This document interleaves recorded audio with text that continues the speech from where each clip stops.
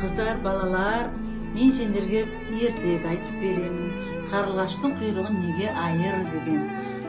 Қазақтың көне жерінде, асқар тау бұйрат белінде, айдаһар өмір сүріпті. Күшсізді талай жалмапты, тіссізді талай қандапты. Патша боп көп жыл тұрыпты. Жылдардан жылдар өткенде, кәрлік жылжып жеткенде, қайраты қайтып бұрынғы айдаһар дертке ұрынды. Айдаһар еттен арылды, тынысы әбден тарылды. Көзден от, беттен сән кетті. Кеудеден қуат әл кетті. Нөкерлер сасып сабылды, не істерін білмей аңырды. Адырдың арты жар еді, қу түлкі сонда бар еді. Кей дертті емдеп жазатын, өнері ептеп болатын. Нөкерлер соған ағылды, түлкіге барып жалынды. Ауруға түлкі келеді, тамырын ұстап көреді. Не қилы әдіс қылады, сан дәріні сынады. Тәтті қан іздеп тапсаңыз, жазылар деді патшамыз.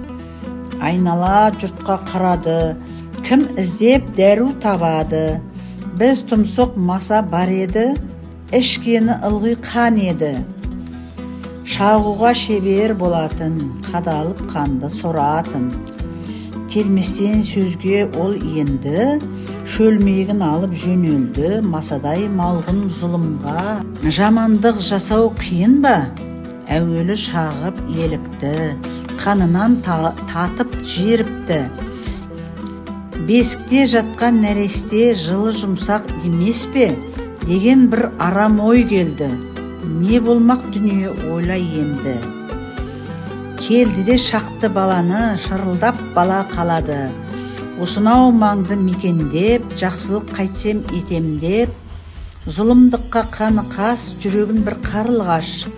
Жөнелді іздеп масаны, қырлардан қырға асады. Шарлады көкті көлбеген, жарысты жүйрік желменен. Айдаһарға жеткізбей, тиісті емін еткізбей, масаны қуып жетеді, айқасқа түсіп кетеді. Алыспай өлмек қайда бар?